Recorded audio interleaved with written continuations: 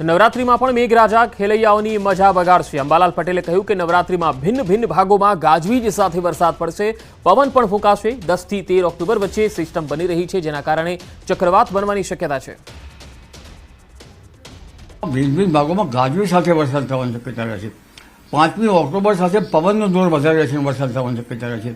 પરંતુ બીજું 10, 11, 12 ના 13માં જે આ સિસ્ટમ બની રહી છે, એ સિસ્ટમના કારણે ચક્રવાત બનવાની શક્યતા છે અને આ ચક્રવાતના કારણે પણ ચિત્રા નક્ષત્રમાં વરસાદ થવાની શક્યતા છે।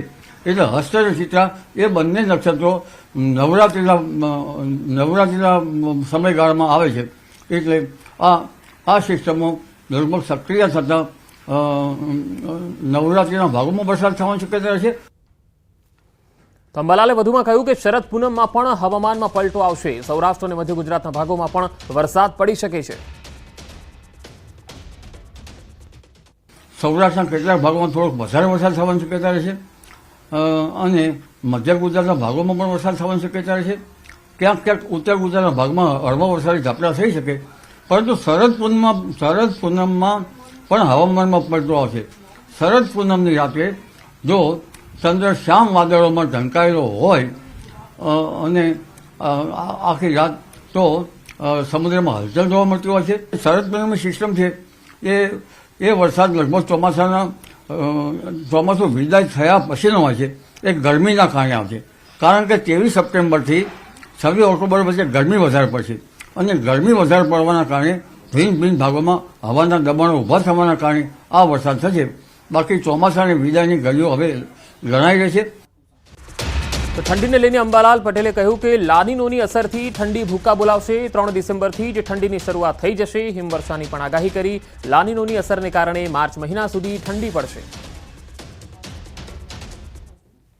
લાનીનોની અસરના કારણે આ વખતે ઠંડી જબરજસ્ત પડશે અને આ ઠંડી ગાત્રો સુધી ઠંડી પડશે। તારીખ 3 ડિસેમ્બરથી ઠંડીની શરૂઆત થઈ જશે અને 22 ડિસેમ્બરથી દેશના ઉત્તરીય પર્વતીય પ્રદેશોમાં ભારે હિમવર્ષા થવાની શક્યતા રહેશે અને જેના કારણે ગાત્રો સીઝનથી ઠંડી પડવાની શક્યતા રહેશે અને જાન્યુઆરીમાં ઠંડો રહેશે। ઉપરાંત ફેબ્રુઆરી માસની શરૂઆતમાં પણ ઠંડી રહેવાની શક્યતા રહેશે। લાનીનોની અસરના કારણે તેની અસર છે માર્ચ માસ સુધી રહી શકવાની શક્યતા રહેશે। 3 દિવસ બાદ ગુજરાતમાં ભારે વરસાદની આગાહી છે। દક્ષિણ ગુજરાતમાં અસર જોવા મળી શકે છે। હાલથી જ અત્યારે અસર પણ દેખાઈ રહી છે। સુરતના વાતાવરણમાં સવારથી જ પલટો જોવા મળ્યો। સુરતમાં સવારથી વરસાદી માહોલ છે, ક્યાંક ધીમી ગતિએ તો ક્યાંક ધમાકેદાર વરસાદની એન્ટ્રી થઈ। વરાછા, કતારગામ, રાંદેર, અડાજણ, પાંડેસરા, ઉધના સહિતના વિસ્તારોમાં વરસાદને લઈ નવરાત્રી આયોજકો પણ ચિંતામાં મુકાઈ ગયા છે।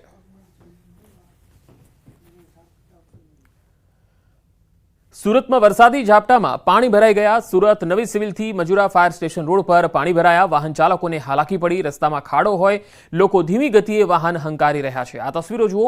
ચોમાસું જતા જતા પણ ગટરો સાફ નથી થઈ અને તેનું પરિણામ છે કે થોડા વરસાદમાં હજુ પણ પાણી ભરાઈ જાય છે અને ઠેર ઠેર જળબંબાકારની સ્થિતિ સર્જાય છે અથવા તો વાહન ચાલકોને હાલાકી પડે છે।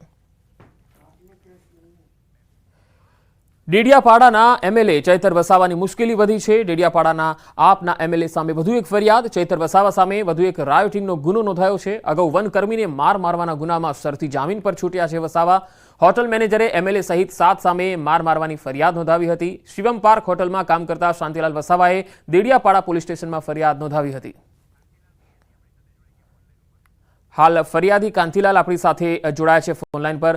કાંતિલાલભાઈ, તમે જે ફરિયાદ કરી છે, આખો આ મામલો શું છે? આખો મામલો એ રીતે છે કે હું ડેડિયાપાડા નીંગડ ગામ ખાતે એક શિવમ પાર્ક હોટલ છે, એની અંદર હું મેનેજર તરીકે નોકરી કરતો હતો અને લોકસભાની ચૂંટણી દરમિયાન ચૈતરભાઈના જે પ્રચારકો, એમના જે કાર્યકરો હતા, નેતાઓ હતા, એ હોટલની અંદર જમવા આવતા હતા અને એમનું જે બિલ હતું એ બિલ મને અડધું આપેલું છે અને બાકીનું બિલ હોવાથી મેં એમને વારંવાર ફોન કરેલા અને ફોન કરવાથી એ મારો ફોન કાપી નાખીને જવાબ નહોતા આપતા। એટલે સ્વાભાવિક મારામાં ગુસ્સો હતો અને એક દિવસે તારીખ 16ના રોજ મારો જે બીજા નંબર પરથી ફોન કર્યો ત્યારે એમણે મારો ફોન રિસીવ કર્યો અને સ્વાભાવિક મારાથી ગાળાગાળીથી મેં એમની સાથે વાત કરેલી છે અને એ વાતથી એ ઉશ્કેરાઈ જઈ અને એમના બીજા માણસો અને 10 થી 15 ગાડીઓ લઈને 20-25 માણસો મારા ઘરે આવી મારું ઘર એમના ગામથી 15 થી 17 કિલોમીટર દૂર છે. ત્યાં આવીને એ મારા પર હુમલો કરે છે, મારપીટ કરે છે અને ઢોરમાર મારીને જાય છે. એ બાબતે મારપીટનો ગુનો મેં એમના પર ડેડિયાપાડા પોલીસ સ્ટેશને FIR કરેલ છે. શાંતિલાલભાઈ, કુલ કેટલા રૂપિયા બાકી છે? કુલ અત્યારે મને એમને જ્યારે અમે વાત કરેલી ત્યારે એમને મને 30,000 રૂપિયા રોકડા આપેલા છે. 20,000 રૂપિયા મારા છોકરીના ખાતામાં નાખેલા છે. અને જ્યારે ચૂંટણી પૂરી થયા પછી મારે હોટલ છોડવાનું થયું, એમના થકી જ છોડવાનું થયું છે. 2 મહિના મેં પ્રચારમાં સમય આપ્યો, એટલા માટે મારા શેઠ લોકોએ મને રિઝાઇન કર્યો છે. એટલે જ્યારે મેં હોટલ છોડી ત્યારે હોટલના માલિકોએ મને જે મારું બિલ છે એ મને કાપીને 1,28,720 રૂપિયા મારું કાપેલું છે. એની અંદર ચૈતરભાઈનું બિલ પણ કાપેલું છે, આમ આદમી પાર્ટીનું. એ બિલને લઈને વાત હતી. તો પણ આ બધા જે તમે જે આરોપ લગાવો છો એને ચૈતર વસાવા તો નકારી રહ્યા છે. નકારી રહ્યા છે તો ગામ આખું જોયે છે ને સાહેબ. ગામની અંદર વચ્ચે મારું ઘર છે પંચાયતની સામે, અને આખું ગામ ચારે બાજુ છે. અને એ આવીને ઢોરમાર મારીને જાય છે, એટલે એ બોલે છે તે સાચું છે એવું નથી હોતું. એ તો ઘણી વખત ખોટું બોલે છે. અત્યારે એમ કે છે કે 5,000 રૂપિયા બી બાકી હોય તો MLA ધારાસભ્ય પદ પરથી રાજીનામું આપવું, આટલી મોટી વાત કરીને નાની વાતને દબાવવાની વાત કરે છે. એ તો તમે જે ફરિયાદ આપી છે એમાં તમે જે પૈસા અથવા એ લોકો જમીને ગયા છે એનું તમારી પાસે કોઈ બિલ છે, કોઈ પુરાવો છે? બિલકુલ મારા પર છે ને. હોટલ માલિકે મારામાંથી પૈસા કાપેલા છે. એમાં આમ આદમી પાર્ટીનું બિલ એમ કરીને એ પૈસા એમણે કાપેલા છે, તે બિલ મારા પર છે. અને એમના માણસો જમીને ગયા છે, એમના ફોટાઓ છે, મેં જમાડ્યા છે. મોટી મોટી ટીમો આવે છે. એમના પ્રાદેશિક નેતાઓ હતા, સામાન્ય નેતા નહીં. ગોપાલ ઇટાલિયા, ઈસુદાન ગઢવી, મનોજ સરવઠિયા, જાડેજા, એવા બધા નેતાઓ જમીને ગયેલા છે. કઈ નાની વાત નથી ને. અત્યારે એમ કહે છે કે મારો કોઈ કાર્યકર્તા હોટલમાં જમવા જ નથી ગયો, તો ફોટા હું આસમાનમાંથી લઈ આવેલો છે. તો એટલે 1,28,000 નું જમી ગયા? કેટલા દિવસ સુધી જમ્યા હશે? પ્રચાર તો એમનું 2 મહિના ચાલ્યું ત્યાં સુધી એ જમેલા જ છે. ચૂંટણી પૂરી થઈ એના આગળના દિવસે સુધી એ લોકોના માણસો અહીંયા જમવા આવતા હતા. બરાબર. એના દરમિયાન મેં એમના જ પ્રચારમાં વાગરા છે, ભરૂચ છે, એ બાજુ હું ફરતો હતો. તો 1 મહિના અગાઉ મેં એમને કીધું સાહેબ મારું બી રનિંગમાં બિલ થોડું નીકળે એમ કરીને મારા હિસાબે મેં એમને કીધું સાહેબ મારું બી થોડુંક બિલ જોઈ લેજો. તો મૌખિકની અંદર હોટલમાં હિસાબ નતો કર્યો, પણ મૌખિકમાં મેં વાગરા હતો ત્યાંથી મેં બોલ્યો સાહેબ મારું બી 50-60 હશે તો જોઈ લેજો. હવે એ ભાઈના મગજના 50,000 ફીટ થઈ ગયેલા છે.